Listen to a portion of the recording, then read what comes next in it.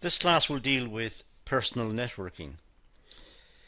Now, networking seems to follow the principle it's not about what you know, but it's about who you know.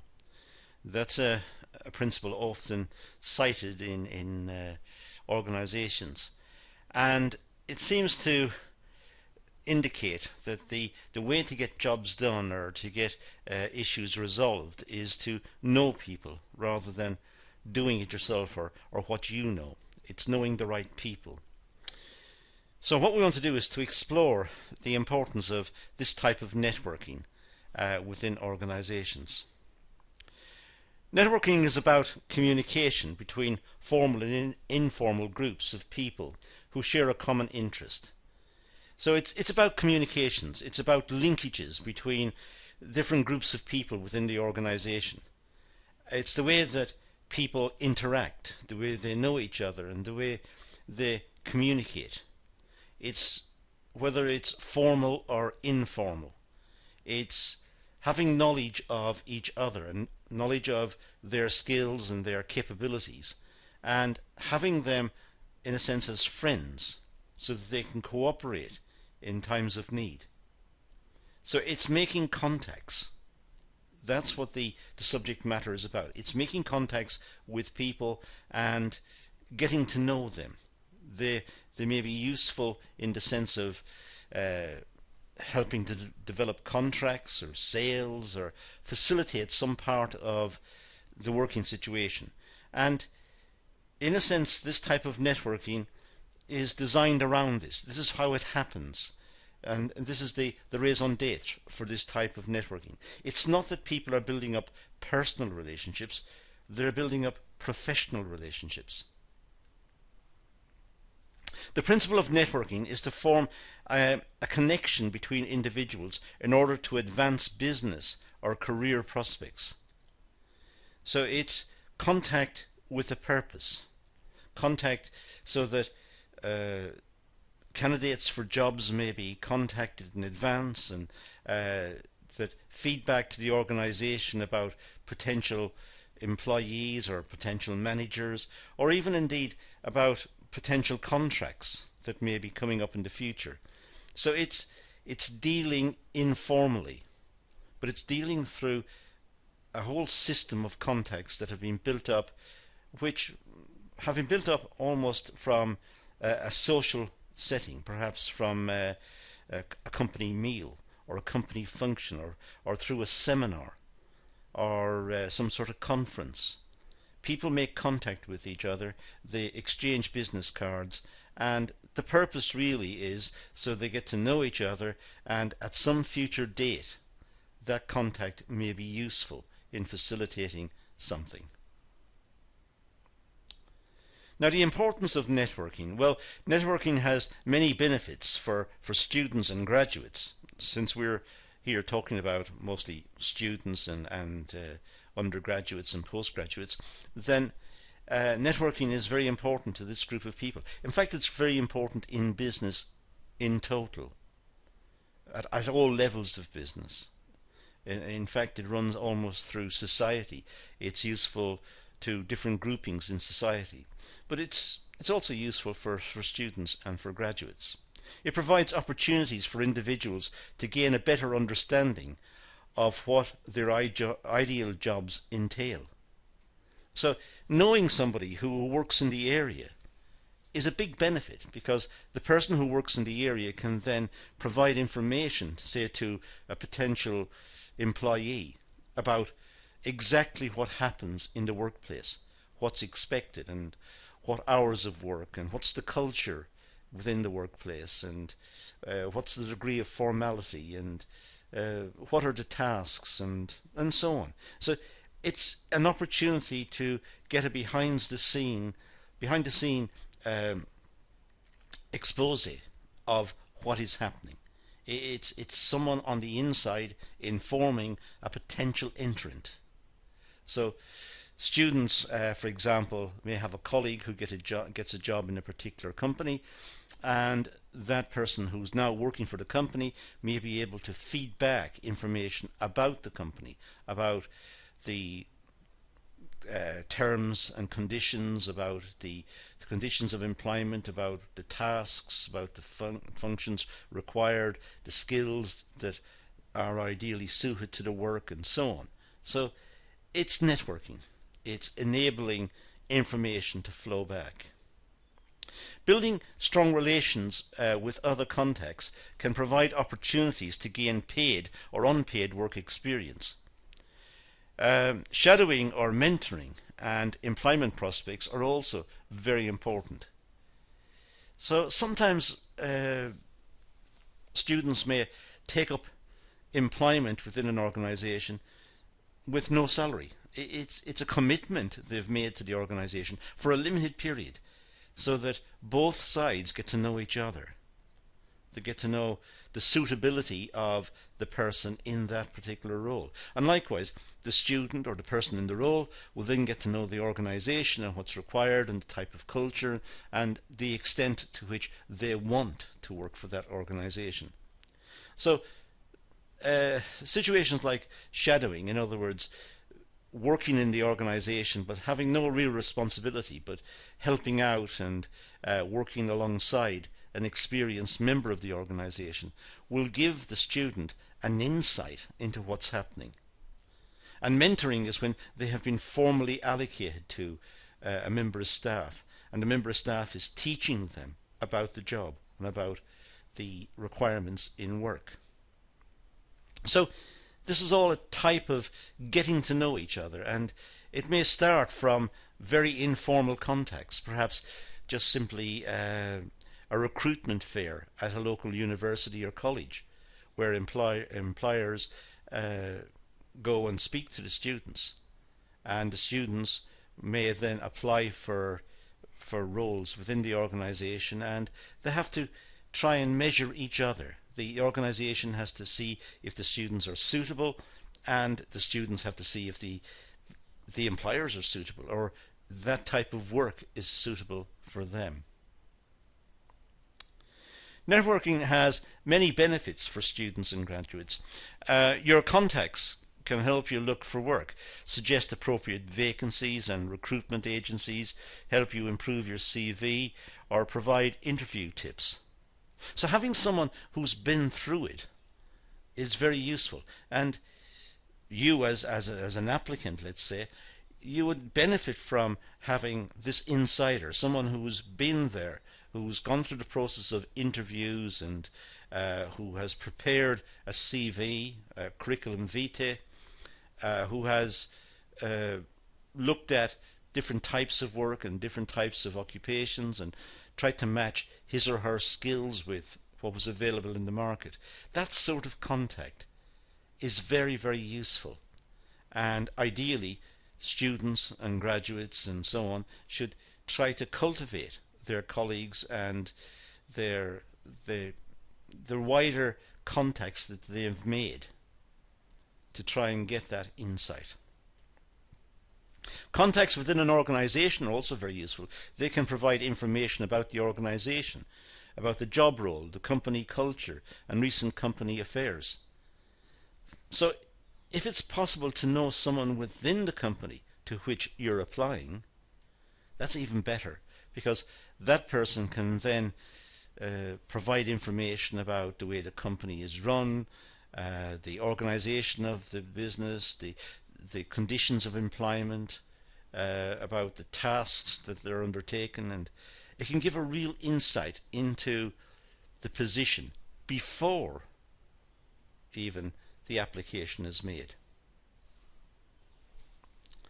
Now, the types of networking, well, face-to-face is probably the most popular form of networking. This type of networking is about jumping right in and making contact by liaising with other individuals. Imagine at or say a recruitment fair at a local college or a local university. Employers may turn up to try and recruit good graduates or good diplomats from different courses. Go talk to the employer face to face and explain who you are, what you're interested in, what you're good at, what you've achieved, and see what they have to offer. It's face-to-face contact. It's the most direct form of networking.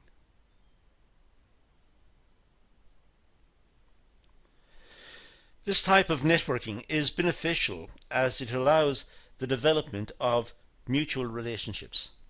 So both sides can weigh each other up. They can get first impressions. They can talk and try to get a quick impression of the other person to see if they're suited, if they can work together, if they can get along. There is more opportunity to discuss and share common interests because it's a very flexible form of contact. The one person is able to ask questions of the other, and they're able to judge their body language.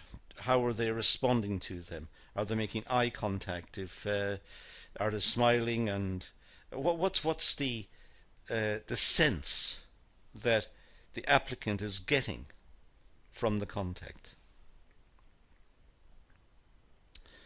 Could be electronic type of contacts as well. This form consists of developing your network through multimedia and electronic media of all sorts, such as online networking sites, email, chat rooms, online bulletin boards. There are a whole variety of these that we can envisage. And nowadays, it's very popular for applicants to have their CV online. So their CV is a very polished piece of work that's been professionally looked at, has been looked at by friends and colleagues and recommendations, and there may have been many drafts of the CV before it got into the final stage, and then it was put online so that employers may see it and recruit from there. Electronic networking is beneficial when aiming to communicate to people that are beyond your reach, allowing you to contact with people from different backgrounds, cultures and interests. It's a very efficient form of making yourself known, going through online publishing the CV and placing yourself in front of potential employers. And there are many platforms for doing it. It could be just Facebook, or it could be LinkedIn. But there are many different approaches to getting your CV noticed and getting a response from potential employers. Now, networking skills, well, Misner and Morgan, 2000, identify a set of skills and characteristics that they believe promote the success of a networker. So they attempted to identify appropriate skills to promote the networker. For example, honesty. Maintaining your integrity is vital when networking. It's very easy to be swayed by others, like-minded individuals or competitors, but trying to keep your integrity, try and stick to what you are. Don't pretend to be something you're not. Don't exaggerate your skills. Don't exaggerate your achievements. Be honest, and that honesty, they believe, will show through. And employers and people who read your CV and look at the information you're placing about yourself, perhaps online, that will come through. But honesty also pervades the more face-to-face contact and runs right throughout that phase of face-to-face. If you are trying to be so-called economical with the truth, as politicians sometimes say, if you are exaggerating something or playing down something, the chances are the person you're speaking to will know you're doing it, and therefore the chances of you getting a successful outcome are reduced. It's best to be honest and state your ambitions and interests, but also honestly state your achievements, your strengths and your weaknesses, so the person to whom you're speaking has a fair and accurate picture of you.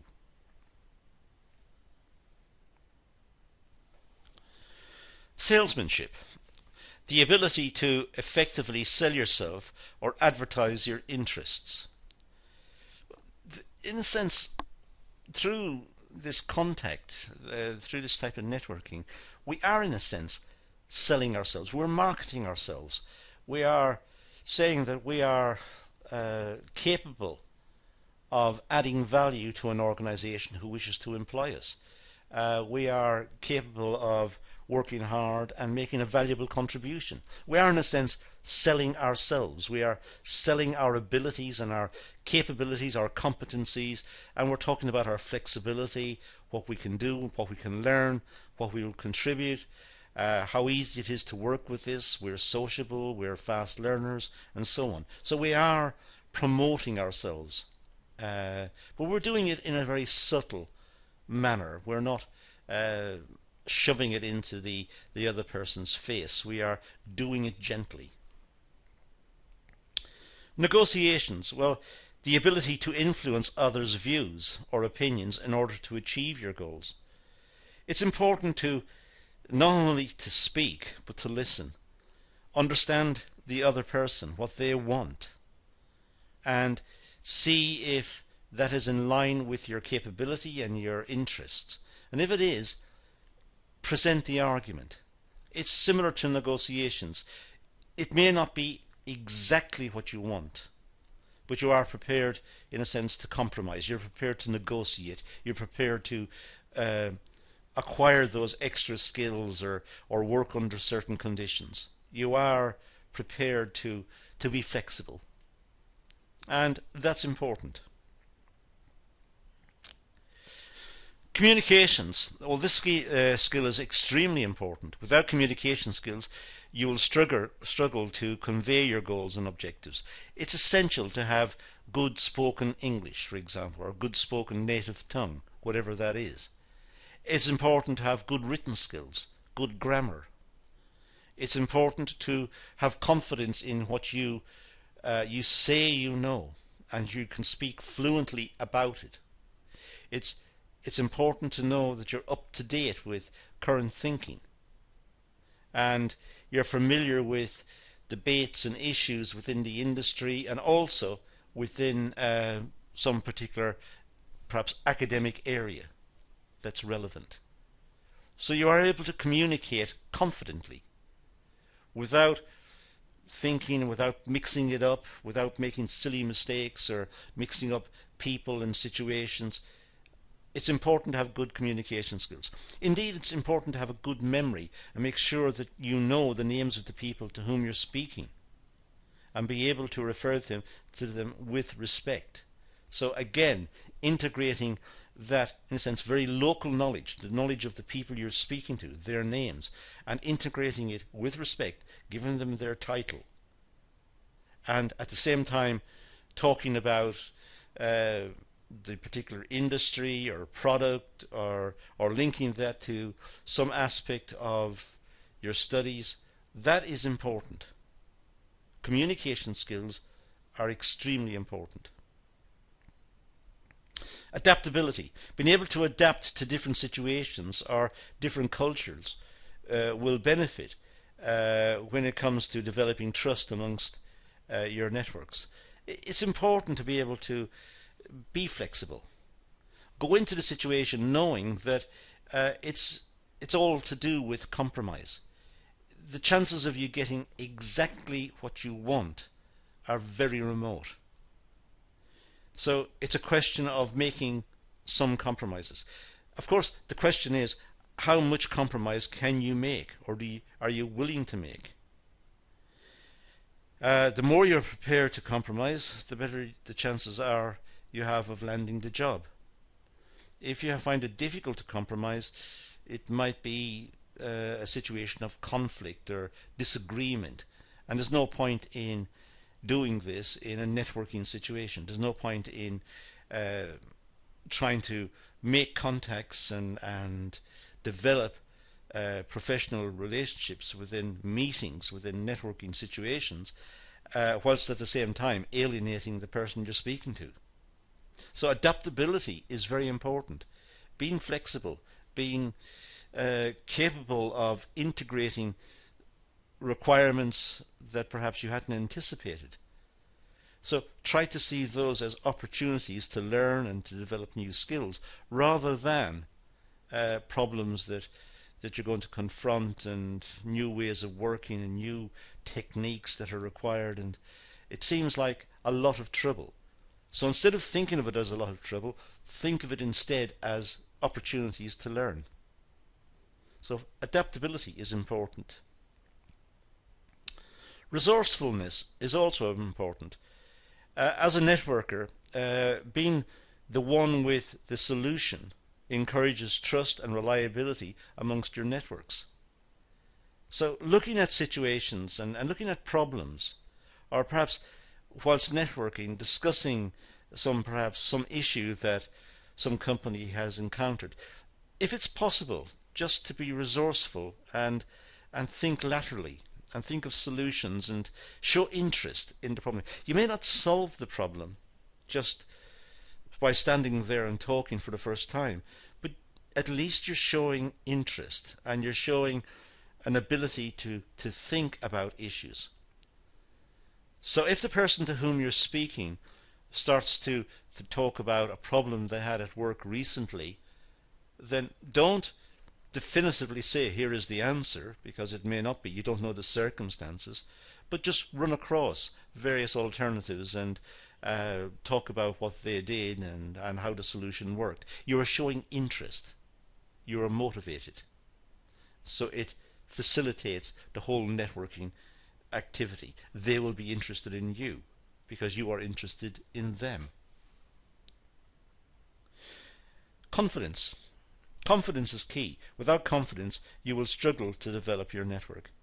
It's important to have the ability to walk up to a stranger in a networking situation and introduce yourself, and then speak openly and with confidence and with good communication skills and resourcefulness and all of that, all of the things we talked about, being able to not take a long time with the person and try to monopolize that person. They will want to speak to other people as well, but just enough so that they have an interest in you. So confidence is very important, and they will understand a confident person. They will understand that you are a person who may be capable of making a valuable contribution within their organization, because you can work in a variety of situations and you're confident to take on challenges. They will respond to that. So getting started, well, there are many methods that can be used to start building your networks and opportunities to meet new people. So there are many different approaches that can be used. For example, try to become a speaker at a conference or an event. Take part in a conference in your specialist field. Try to develop some expertise and something which shows off a range of abilities, and make every effort to facilitate the message. So for example, if you're doing a talk, then give out handouts at the end. Give notes to the people participating so that they have a summary of what you said. Also, they've got something to take away with your name and details on it. So you are reinforcing your presence. Try to become somebody in the student union, the treasurer or the sports officer or whatever, the president, whatever it is. Publish an article in a local magazine or a local paper on some aspect of business. Perhaps you would want to, as a student, start to keep a database related to certain industries, about companies in the industry, how well they're doing, who's the chairperson, what mergers have happened, where they're selling their product, the type of products they're selling, the prices, the competition, the issues they're confronting, globalization, technology. Just keep a database of many different points related to a particular industry. so that at the end you are very knowledgeable about that industry, and it will show through. And the chances are you have a better chance of getting a good position within that industry because you are coming with a lot of previous knowledge of the industry. So become a speaker at a conference, or publish something, or maintain a database in a sense of companies or industries that interest you. Just go to newspapers, buy a newspaper every now and again. If there's an article about it, cut it out. Keep it in a scrapbook. Keep notes. Make sure you follow up on anything you can about particular companies or industries so that you become quite knowledgeable of that area, about that area. As I said, become an author if possible. Write articles, newsletters, online blogs, e-newsletters. Nowadays it's easier and easier to get published because of the online phenomenon. Join blogs that are related to particular companies or particular products or particular industries, and make contributions, and make sure you have your contributions criticized by colleagues and family and friends before you publish them, just in case you've gone too far, you've said too much, or your language is not appropriate, or you may alienate people. Make sure everything has been checked in advance. Don't do anything spontaneously. Think about everything. Perhaps write the article today and publish it online in a week's time, during which time you've spoken to colleagues and friends and they've read drafts of it and made improvements and criticisms. Then publish it, and continue to do this, so you are building up a reputation within that area.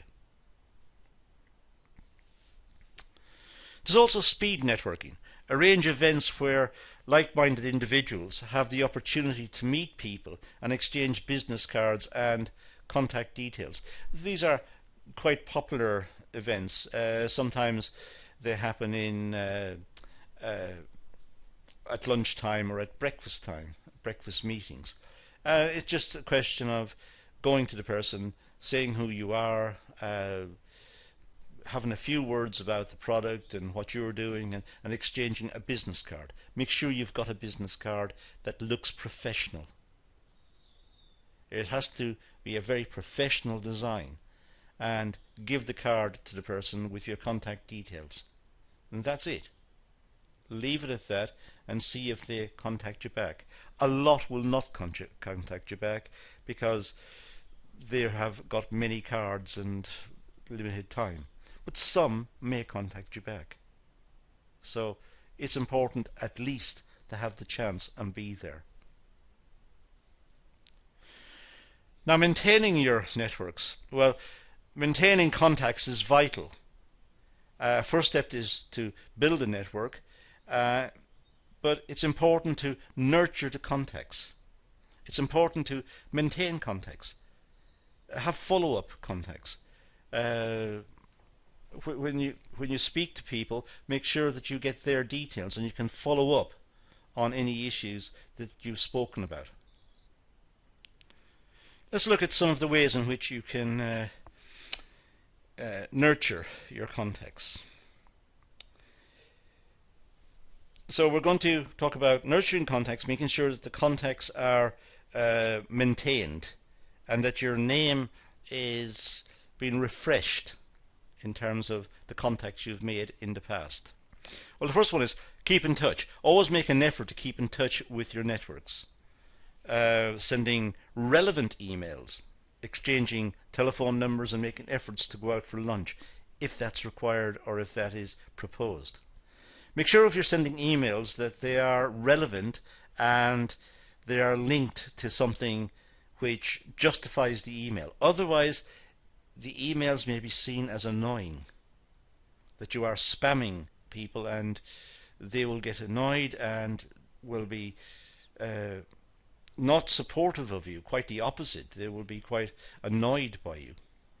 So make sure any contacts are ones which are warranted, which are justified in the context of previous meetings or previous contexts.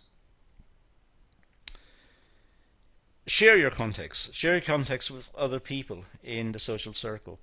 The more people that know about your contacts, you will get to know their contacts, and that widens it out. It's very similar to Google Circles, where you know some people, you share those people with your friends, they share their friends, so now you have a much bigger circle, and it keeps on rippling outwards. So your name is becoming increasingly established within wider and wider circles. Take initiative. Let your acquaintances know how you can help them. Always make sure that you have managed to state what you're capable of doing, your achievements, your particular skills, and what you're currently working on. Always make sure you have a current project that is engaging you, and of course which will be relevant and of interest to the people you're talking to.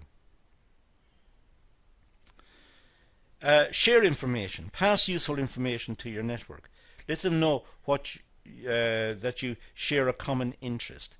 So if they're working on something or working in a particular area or have a particular interest and it relates to what you're doing, talk about what you're currently doing and what you're hoping to get out of it and how you're going about it and what problems you've encountered, and also any solutions to problems that you've found. And so you are working online perhaps with a lot of people, and your name will be promoted and mentioned as a consequence of this. Socializing is very important. Attend events if you're invited, and try to understand what is going on within that social community. Within a given industry, for example, there might be an annual dinner that's taking place. You may not have an invitation to the dinner, but you may know that the key speaker is going to talk about certain issues, or the paper delivered by the key speaker after dinner was published online. And here's an opportunity for you to make comments. Not necessarily out and out criticisms, but reasonable comments, and add to any points and talk about particular ideas and papers that are published that relate to what was said. So you're getting your name established amongst that community. And of course, social media. Keep your social media up to date. Facebook, LinkedIn, Twitter, and so on. Make sure that people who have added you in these areas will know what you're currently doing. But have a modesty about your presentations. Make sure that they don't see you as arrogant or as very assertive. Make sure that they see you as a nice person, an interesting person. And to that end, it might be worth having friends and family moderate what you're about to publish. Get your friends and family to look at what you're about to put online and ask them for their comments and recommendations. And take their comments and recommendations seriously, because they may moderate what you're about to put online. If you don't, you may publish material online which is not helpful to you or to your networking activities. So these are some ideas about personal networking. It is important within business. It's used extensively within business, and different industries and different parts of the business community offer functions, breakfast functions, lunching functions, evening dinners, social contacts, lectures. They do all sorts of activities, and I suppose underpinning a lot of that is their desire to understand exactly what's going on, the latest thinking in business, and see how it's relevant to them and how they can adopt and benefit from these proposals. And if you can be seen as someone who understands what's going on and what is current thinking within that particular sector, then you will be a desired employee. But that's all we're going to deal with here. There's the source I mentioned earlier on. So let's leave it at that for the moment and say thank you for watching.